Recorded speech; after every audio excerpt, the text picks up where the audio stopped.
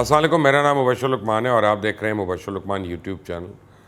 चुड़ैल इस्लामाबाद से बहुत इंपॉर्टेंट खबर लेके आई है और बल्कि दो खबरें लेके आई है, एक भी नहीं दो खबरें आई हैं। और उन आपको बताऊं, एक तो सदर मुमलिकत आरिफ अलवी से डायरेक्ट ताल्लुक़ है जिसका, और दूसरा कुछ उखाड़ पिछाड़ से ताल्लुक़ है।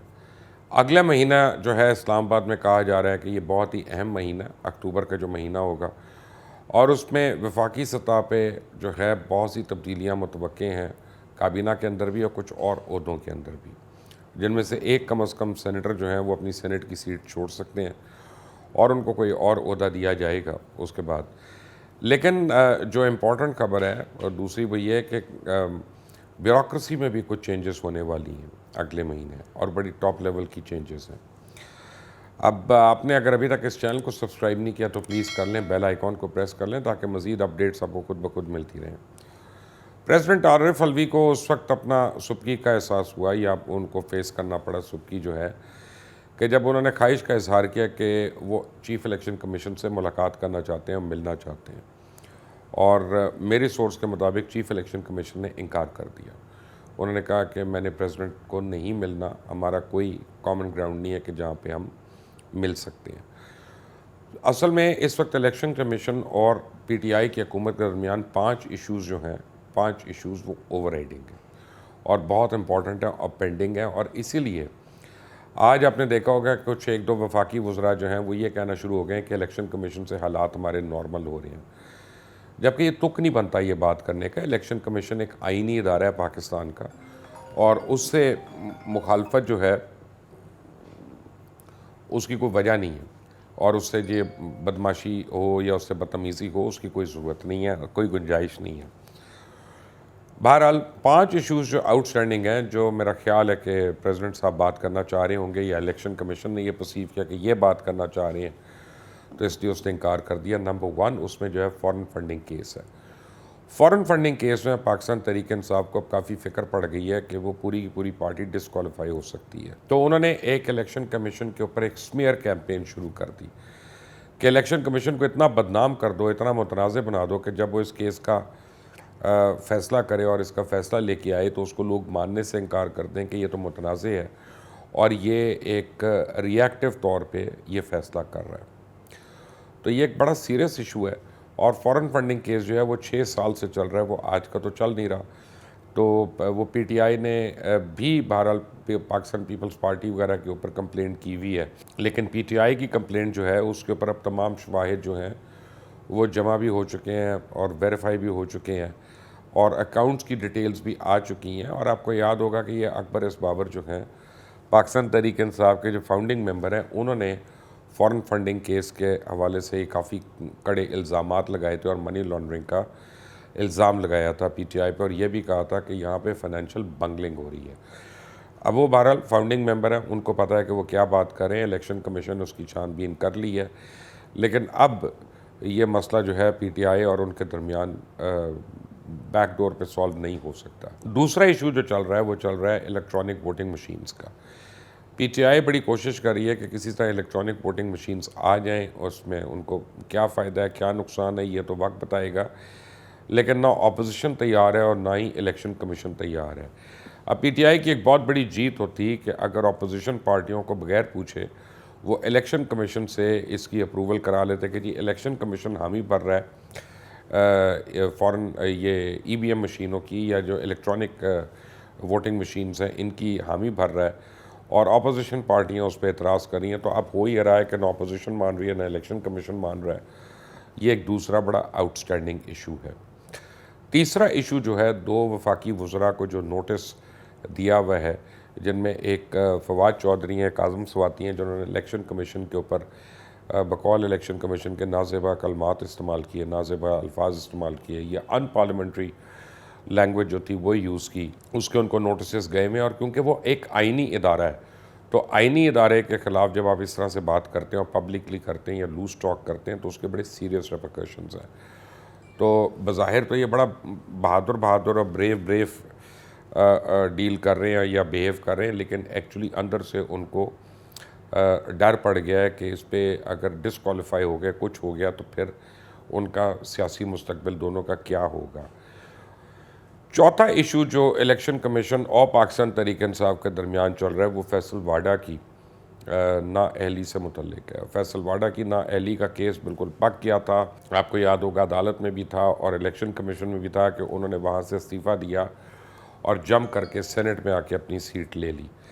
तो उस केस से वो अदालत से तो निकल गए, लेकिन इलेक्शन कमीशन जो है वो उसके ऊपर अभी तक उसने होल्ड किया हुआ है और वो डिसीजन दे सकता है।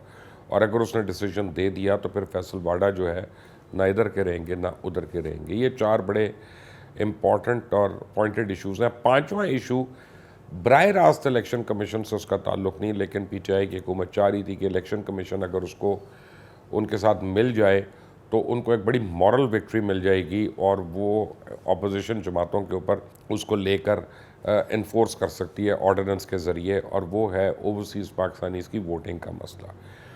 ओवरसीज़ पाकिस्तानी वोटिंग जो है इसको सिर्फ पाकिस्तान तहरीक इंसाफ हमेशा से प्रोपेगेट कर रही है, उनके मैनिफेस्टो का भी हिस्सा है और ये आज की बात नहीं है, लेकिन जो दीगर अपोजिशन जमातें हैं वो इसके ऊपर नहीं तैयार।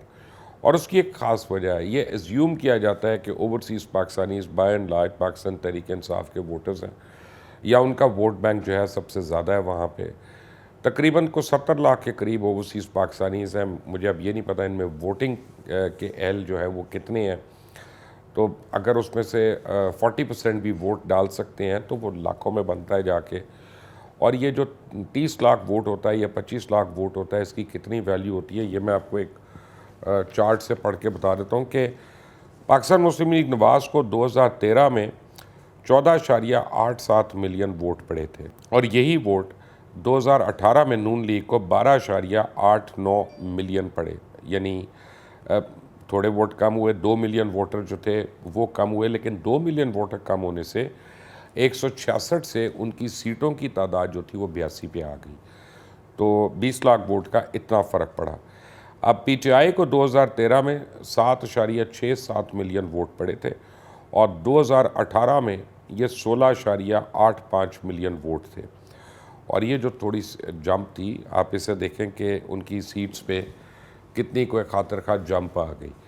अब अपोजिशन पार्टी लोकली तो बड़ी कॉन्फिडेंट है पंजाब के अंदर और केपीके के अंदर, और उनको पता है कि जी उस्मान बुज़दार और महमूद खान की जो गवर्नेंस है उन्होंने पीटीआई को बहुत एक्सपोज किया हुआ और पीटीआई जो है वो उससे इस भंवर से निकल नहीं सकती।